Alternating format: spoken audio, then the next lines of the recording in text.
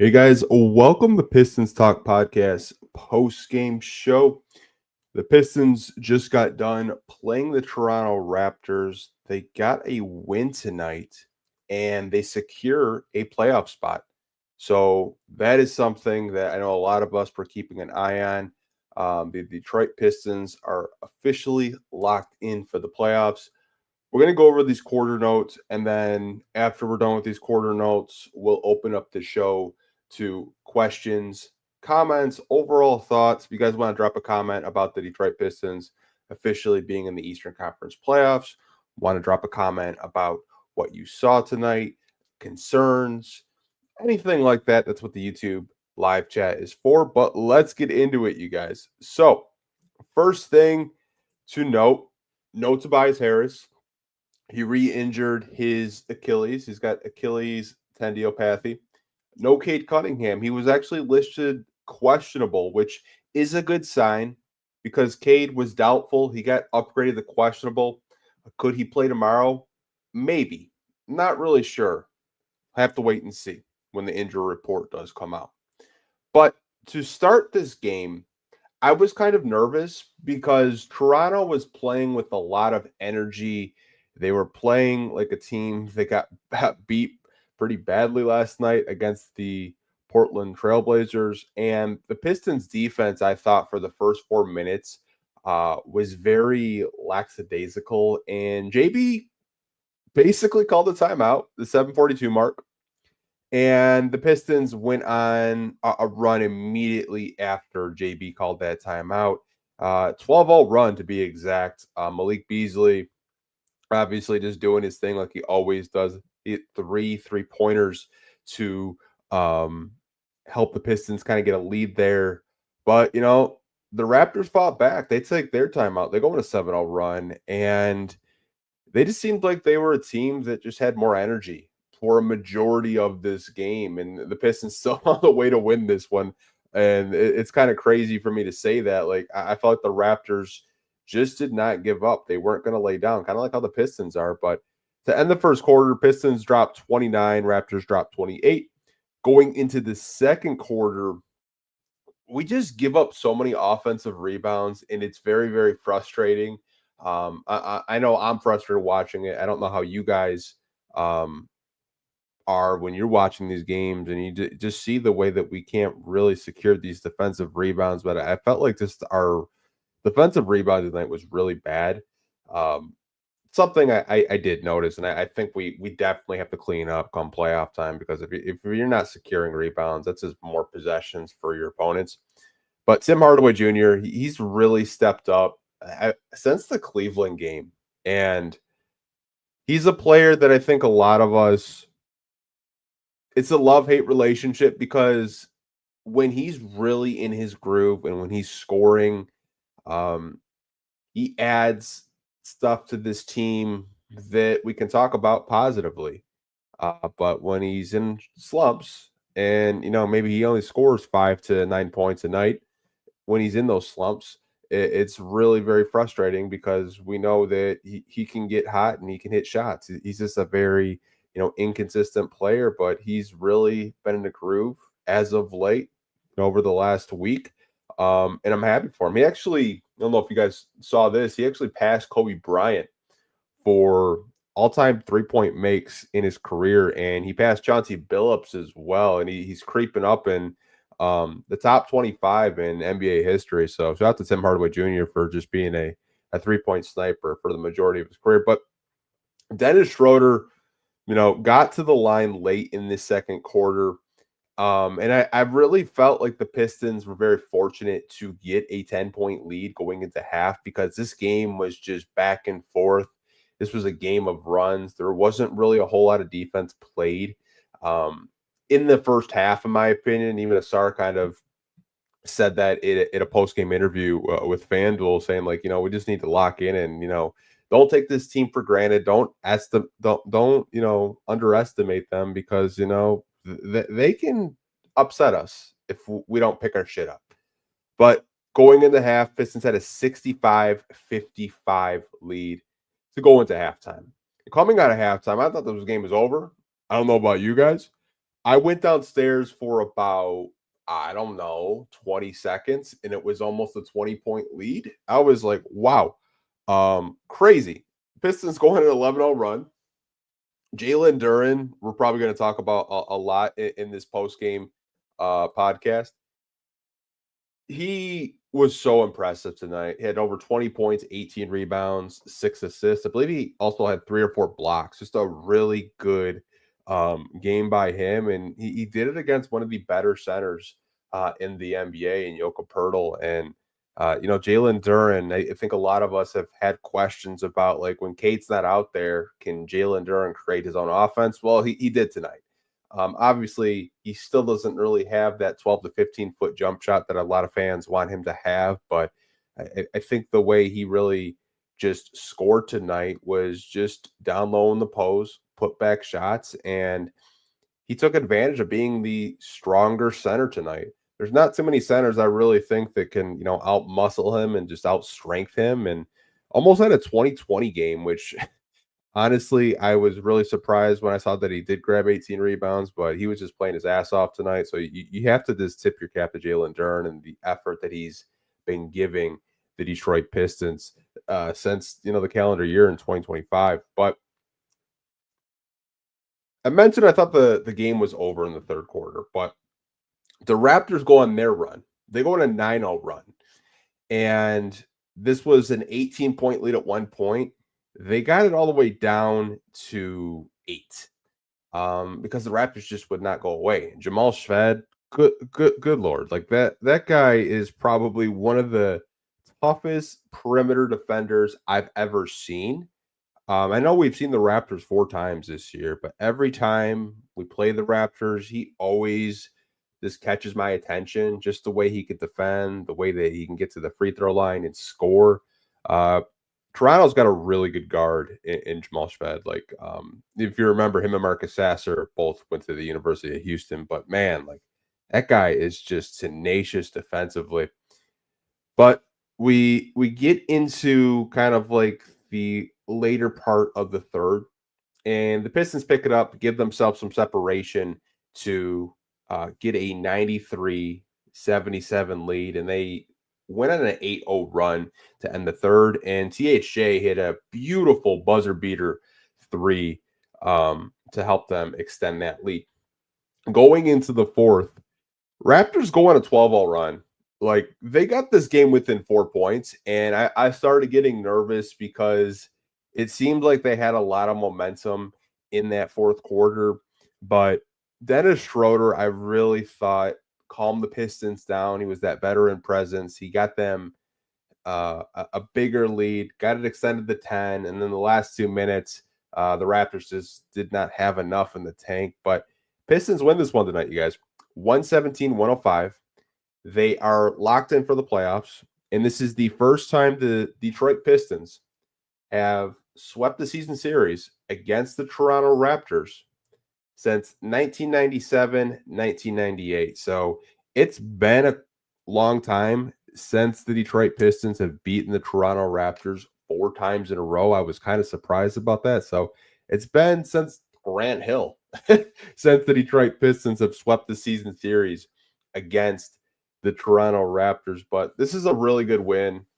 They get their 43rd win of the season, have a chance to get 44 tomorrow against the Memphis Grizzlies on a back-to-back at home. But I was really impressed tonight with the Pistons and the way that they found a way to win, because Toronto looked like they really wanted to get back into the win column after playing Portland the night before. And they didn't look like a team that was on the second night of a back-to-back, but was just really impressed by Tim, Malik, and especially Jalen Duren tonight.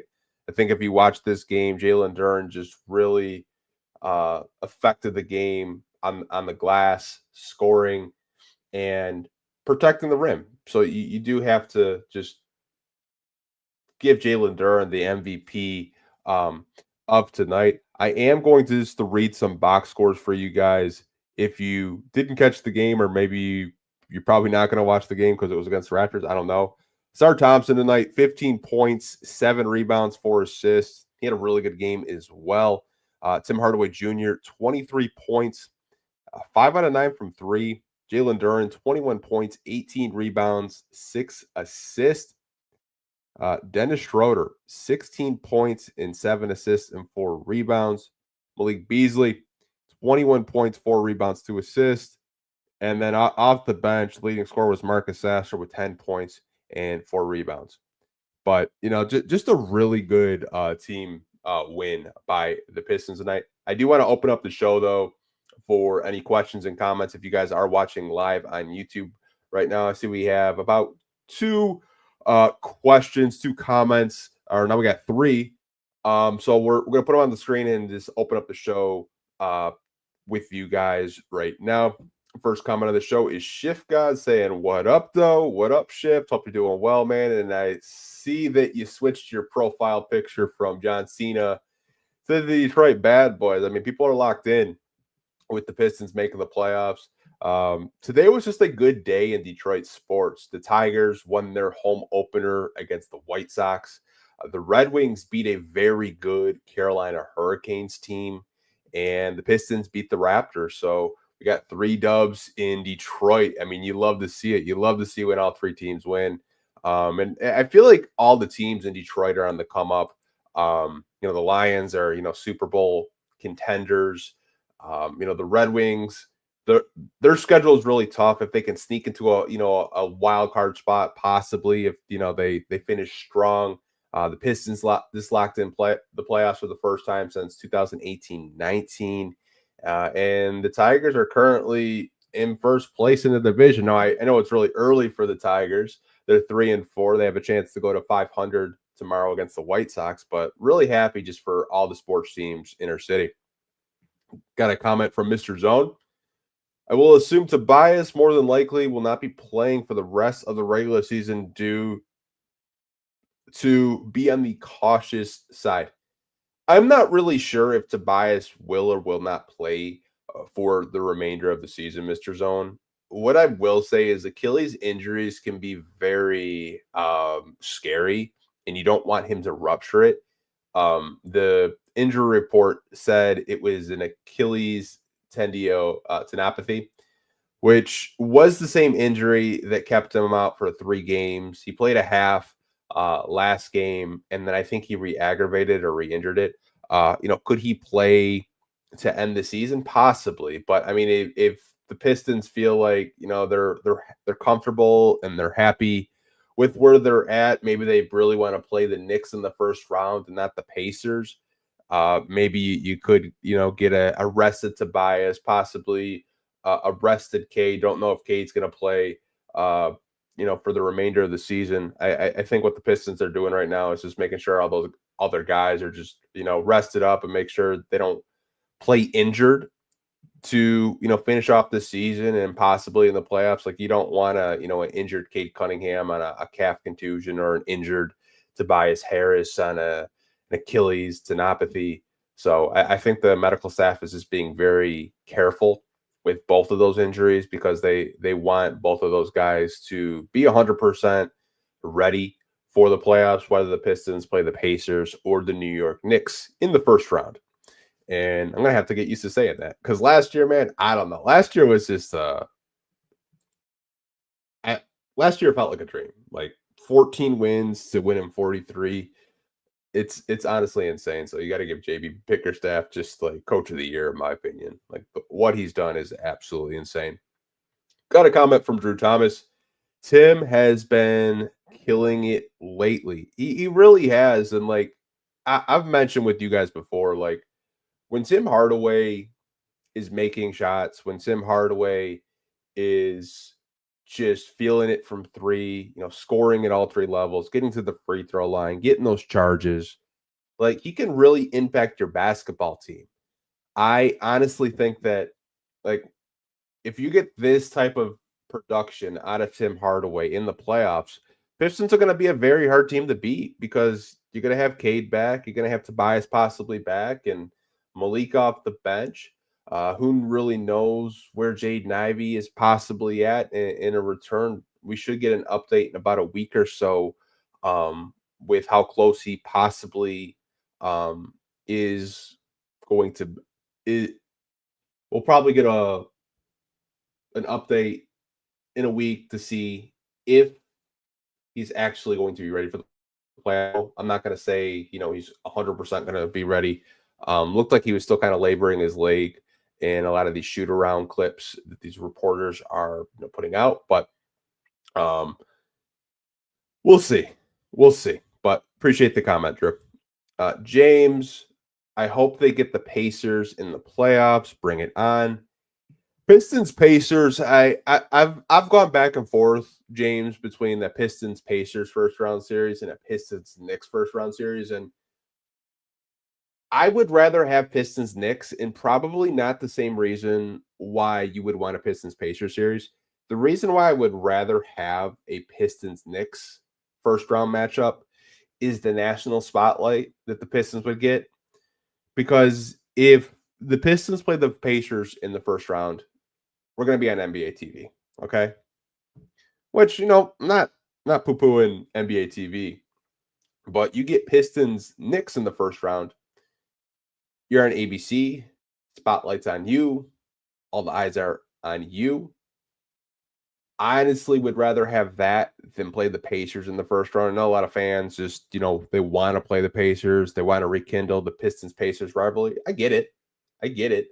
I just I don't feel as confident saying that I think that we could beat the Pacers in a first round matchup just because they have a lot of challenges in the front court that I think the Pistons would struggle with, especially with Siakam and Turner. But I think it would at least be a 6-game series. I do.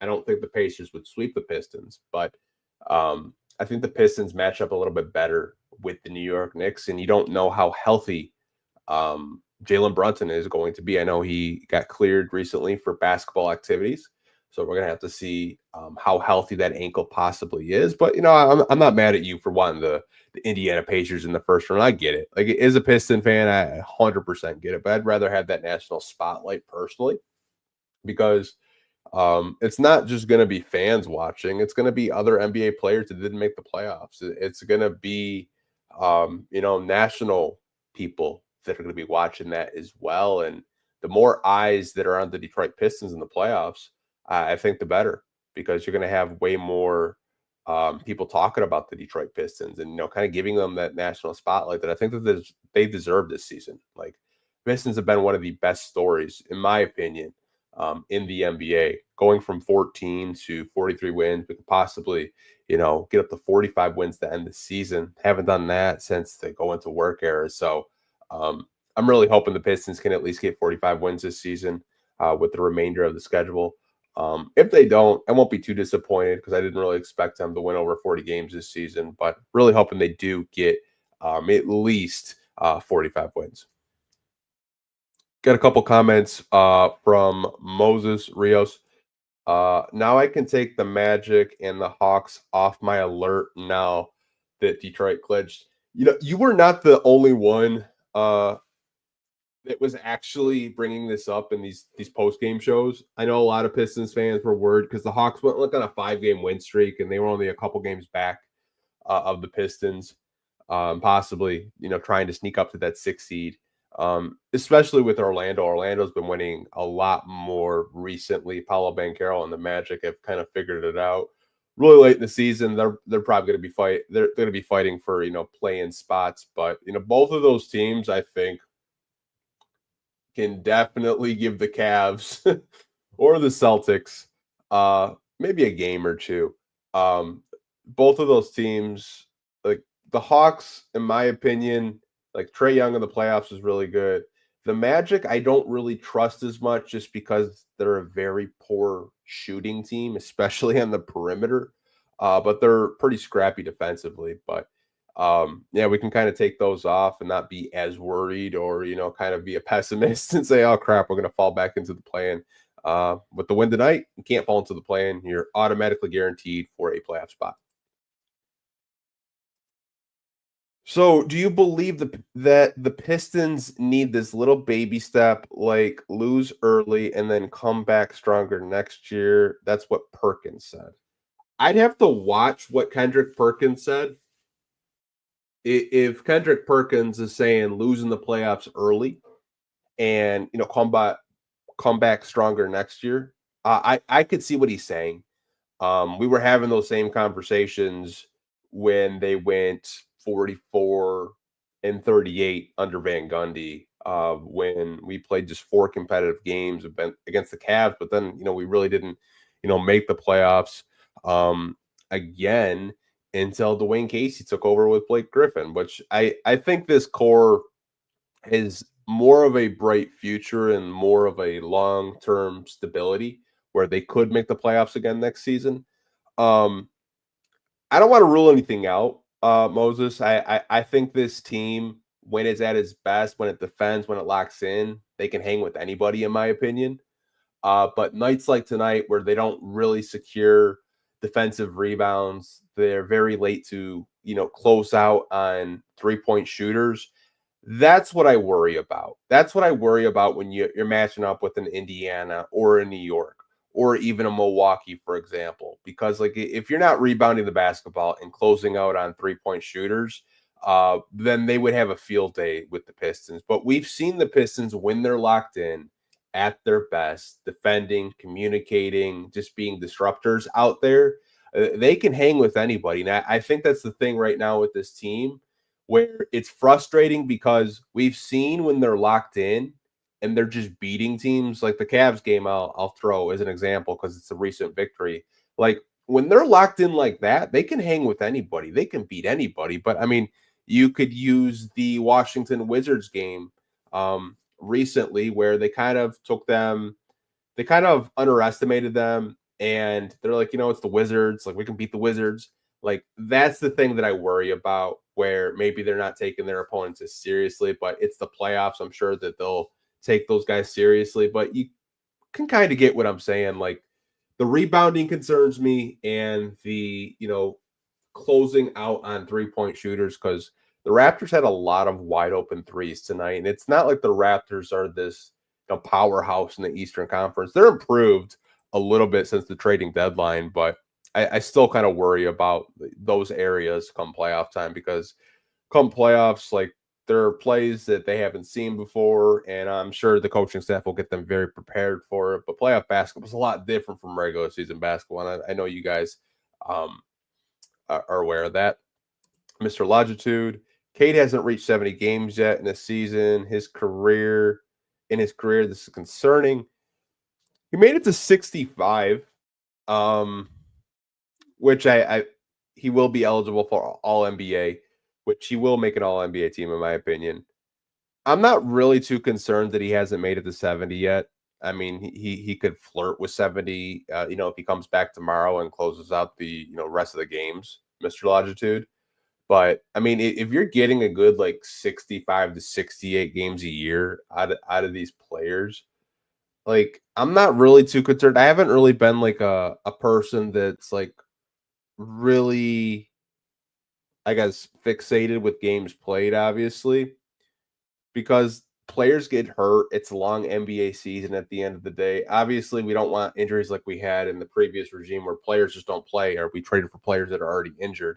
Um, uh, Outside of Jaden Ivey, really, I would say that, and even this Cade injury, this team has been pretty healthy for the most part. It's just March basketball right now. A lot of guys are, banged up at the end of the day. No one's 100% healthy right now. It's I don't know why I keep saying March basketball. It's April. I completely forgot that it's already April. But um, my point still stands. No one is 100% healthy right now. Everyone probably has a nagging injury because it's a long 82 game season. Steve, oh baby, why lose in the playoffs early? This is not what Pistons are all about. Whoever the Pistons play, they're going to give them everything they got. Yeah, like I think what Kendrick Perkins' point was, Steve, was if they lose in the first round, but they give their all, they'll come back stronger than ever. Maybe it got taken out of context. You can play in the first round and still give like the Knicks or the Pacers or even the Bucks a good series. You really can. But I think what Kendrick Perkins was just trying to say is just like if they if they don't make it out of the first round, then it's not a negative because not a lot of people assumed that the Pistons were going to make the playoffs. The talk during the summer was play in. Now that it's playoffs, I think expectations have gone up a little bit among the fan base, and I understand it. Um, but what I would say is I do agree with you. The Pistons aren't going to give up. They're going to play for a full 48. They're going to make it a very competitive, hard nose first round matchup for whoever they play, whether it's the Bucks, the Pacers, or the Knicks.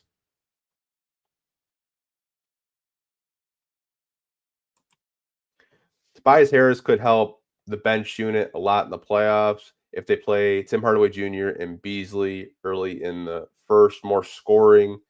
The rotation might be a little different, especially if Ivy comes back. Doubt it. Yeah, I don't really know if that's something that JB wants to tinker with this late in the season, Nick. But I can understand like your thought process with it if you wanted to have Tobias off the bench and have Tim Hardaway Jr. and Beasley early in the first. If you kind of just want to like play them for like 5 to 6 minute spurts to get more scoring, and then have Tobias off the bench as kind of just like that first option or second option. Ivy comes back. I'm not really sure. He has done more jogging. He's doing more standstill jumpers. He looks better. He looks happy. He looks really positive from what all the reporters that I've talked to, and also if you listen on the broadcast with like George and Greg. But honestly, we'll have to wait and see like what Ivy's status is. I would be so happy if he was ready for the playoffs, even if he gave them a good 10 to 12 minutes. I think 10 to 12 minutes from Jaden Ivey is something that I'm really intrigued to see how he gels with like an Asar and a Ron, just running in transition, and like how he looks with the Dennis Schroeder because you added another primary ball handler, and Jaden Ivey wouldn't have to do as much ball handling because now you have Dennis Schroeder. So I think Ivy in the mix would definitely be very interesting to see how they use him, how JB would want to use him. But we should get an update in about a week or so with Jaden Ivey and if he's going to be ready for the first round of the playoffs. And if he's not, maybe if the Pistons do win a first round, playoff series, he would probably be ready around May in the second round. But we're gonna have to wait and see like what does happen with Ivy. But like Tobias off the bench, like I don't really know if JB would be that drastic. He kind of seems pretty stubborn with his rotations to a fault, but hey, you never know. He might get desperate in the playoffs. James, this team is so exciting. It's fun to watch. Pundits scrabbled to catch up with the Pistons. Everyone talks about Cade and sleep on Asar. I have noticed that. Like we talked about Tony Allen last week, and he was kind of shitting on Tobias Harris because he said he just does his job. He gives you 15 points, but he doesn't do anything more than that. And then he's on Run It Back today with Michelle Beadle, Chandler Parsons, and Lou Williams talking about Asar and then talking positively about the Pistons. It's funny because like I think a lot of national people they just go to Cade. They don't really talk about Asar. They don't really know what to say about Jalen Duren. They don't really know what to say about Ron Holland. They like talking about Isaiah Stewart, but like in a very negative light about like, fights and altercations, which I think is really unfair because like any Isaiah Stewart altercation or fight, he's not out there just looking for a fight. He's usually sticking up for his teammates or he's just telling someone like to knock it off, which I haven't really liked the discourse with Isaiah Stewart over the past month or so. I really don't. But hey, man, let him sleep. Let him sleep. Can Pistons play all of their playoff games on the road? Yeah, it's weird, man. Like they play so well on the road. Maybe it's because there's not as much pressure, but like come playoff time, I think that's really valuable. And that's why, like, I think if you stay between a 6 and a 5 seed, you're not going to have that home court advantage. So you're going to start on the road automatically. And um, I don't know. JB's just got these guys playing really good basketball, especially on the road. I think at one point of the season they had a winning record on the road, and they didn't have a winning record at home, but now they have a winning record on at home and on the road. But they're definitely road warriors, Moses. I agree with you. They'll start their first two playoff games on the road, obviously, but it'll be really interesting to see like what happens in a first round matchup at LCA in Detroit. It really will. Shift God, all I see people saying is we're a first round sweep. I love it. I don't see the Pistons being a first round sweep. I think they're a team, if you take them lightly, they could definitely upset you. And we talked about it last month when Udonis Haslam saying like I can see the Pistons upsetting the Knicks. If the Knicks aren't if Jalen Brunson is 100% healthy, which he doesn't think he's going to be, and if the Knicks just kind of take the Pistons lightly, thinking it's going to be just a really easy first round matchup, like the Pistons could go into Madison Square Garden, where Cade Cunningham has some of his best games. He loves playing at MSG, which that's why I kind of want a Knicks first round matchup. Like Pistons could definitely give the Knicks a very tough time if they're playing soft, and who knows how healthy they'll actually be with Tom Thibodeau being their coach and the high minutes that he likes to play all of his starters. He's kind of been forced to feature other players like a Mikal Bridges and an OG Anunoby and a Cat since Jalen Brunson has been down. But yeah, I wouldn't sleep on the Pistons. I think they could definitely give some teams some fits. Like I see it being 6, 7 game series in these first round matchups, whoever they do play. Nothing to be concerned with regarding Deuce. For his team to disregard the play-in and went straight for the playoff speaks volumes. Guys like LaMelo can't say that. Could Lindy get more minutes? I do agree with your comment about LaMelo Ball can't really say that.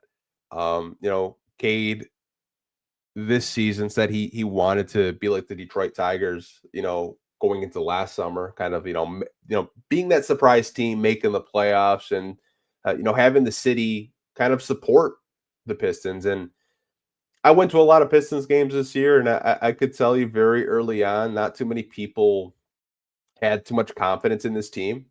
But in 2025, it's completely different. The Jared Goff can't stop Jay Hart. That place is packed. It's a good 30, 45 minutes just to get in the door. Um, and I think the city is just really ready for this team to take that next step of, you know, making the playoffs, which we did, and now like winning a playoff game, getting that monkey off their back, and possibly winning a first round series because it's been quite a long time. And to your question, could Lindy get more minutes? I like Lindy Waters a lot. I think JB's really stuck with Fontecchio for a majority of the season for obvious reasons. But I mean, if Fontecchio really isn't giving you anything in the playoffs, those minutes could go to Lindy. They could go to Ron, but I don't know. Lindy's going to be a free agent. He's someone that was included in the Dennis Schroeder, Jimmy Butler trade as just kind of a throw-in piece, but I've been pretty impressed with him in just limited minutes, especially his perimeter shooting. Really good. I think defensively he does have his moments as well. But I think there's still room for him to grow as a one-on-one defender and a team defender as well, kind of like a help side defender. But I like Lindy. Don't really know how many minutes he is going to get.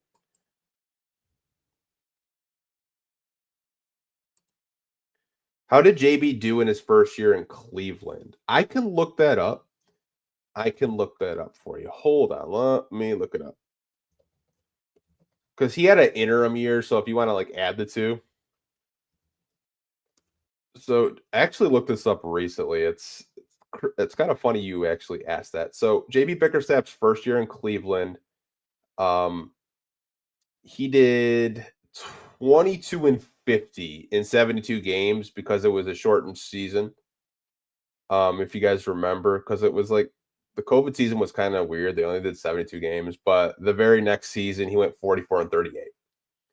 So that's interesting. He went 44, 38 and 21, 22. 22-23, he went 51-31, 23-24, 48-34, and currently he's 43-34. He's a damn good coach, man. And like the fact that he's doing what he's doing with this roster when the Cleveland rosters were way more talented, um, kind of makes you just smile as a Piston fan because he's getting the most out of this young core and the veterans that Trajan did add this summer. Like, what happens when you pair maybe like a borderline all-star next to Cade Cunningham and Jaden Ivey and those guys? Like, what happens when you add more talented pieces around this roster? Could this be a 50-win basketball team? And I don't think they're that far away from those conversations, Moses. I really don't. Um, it's the turnaround has been incredible. Uh, it really has. Mr. Longitude, who in this league has a better recovery than Asar? Even if you cross, screen, trap him, he recovers so quickly to get back into the play. It's one of his best qualities. I honestly really couldn't name you anyone that just has his lateral quickness. If you just want to talk about like a good defender, like Lou Dort off the top of my mind, Dyson Daniels, I think could be in that conversation, but I don't think anyone has the recovery that Asar has. It's very unique. Like Dyson Daniels is a really good defender, but he doesn't have the lateral quickness that Asar does to recover. And even if he does get beat, Asar is still trying to block a shot or bother a shot for that matter. Even if he does, like to your point, even if he does get beat, I'm not too worried because I know he's going to at least try to contest a shot. Do one last comment from Shift God, and then we'll wrap up this podcast. Uh, and it's about JB Bickerstaff. And he says that he's turned this team around. Kudos to Tom for getting this right. I agree. I mean, I know a lot of fans, when we were looking at coaches, I didn't really see too many Pistons fans like go get JB Bickerstaff. Like, I just didn't, if I'm being honest. But I don't think any of us are really mad at the results that he's proven. He told us last summer that around this time you'll be able to turn on the TV and see Detroit Pistons basketball. He's done that. But him and Trajan, I don't really think they expected, or I shouldn't lump JB into this conversation. Trajan did not expect the Pistons to be in the position that they're currently in right now. And that's kind of funny that the guy that you brought in to build this team had his first draft in free agency, added some pieces and some perimeter shooting. And he's like, "Yeah, I don't know if we're going to be a playoff team," but he's not mad at it. It's kind of accelerated the process because now you have to add more pieces to this team to help them keep contending in the Eastern Conference, which I think the Pistons are going to be one of those top 5, top 6 teams in the East competing for the playoffs next season as well, as long as everyone's healthy and nothing drastic happens. Like, we don't have any more injuries, but this is a very fun, young basketball team that I think a lot of us have really enjoyed watching this season. I know I have as well. I lied. I'll do one more question. And this comes from Elite Human Network. I'll let him have the last question of the post-game show. It says, a tiny look ahead, but do you see them trying to keep this team completely together going into next season or making a big splash? So I don't expect anything really big this summer. I don't. I think what the Pistons can do is they can be an over-the-cap team if they want to bring back Tim Hardaway Jr., Malik Beasley, and others, because Cade's supermax that he signed is going to go into effect.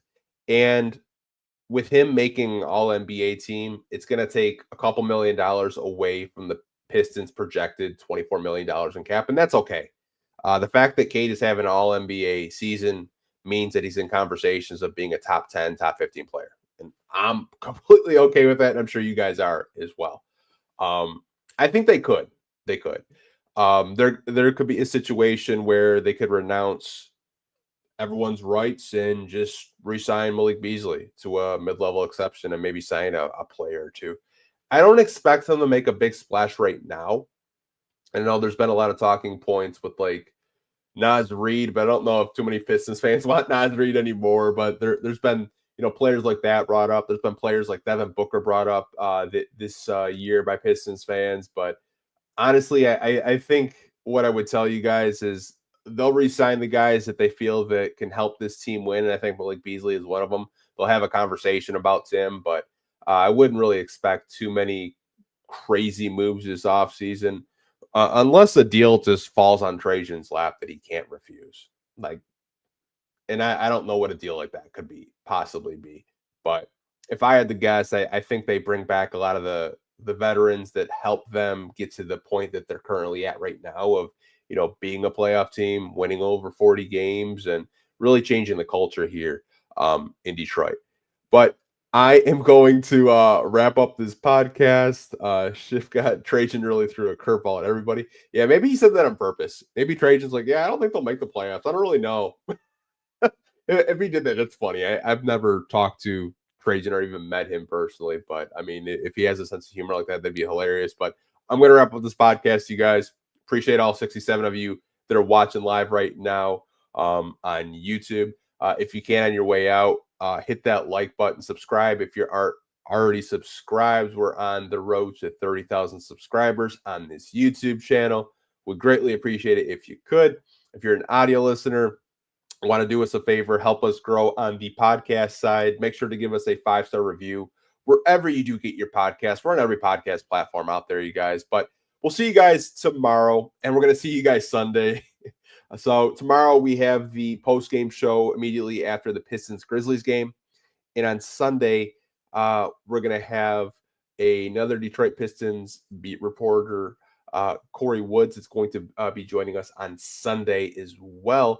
I'm going to talk to him. I haven't talked to him in maybe about 2 months or so, kind of just get his feeling with this team and how far this Pistons team could possibly go in the first round of the playoffs. But see you guys tomorrow and on Sunday. Hope you guys have a great weekend. Take care. Have a good night and go Pistons. Peace.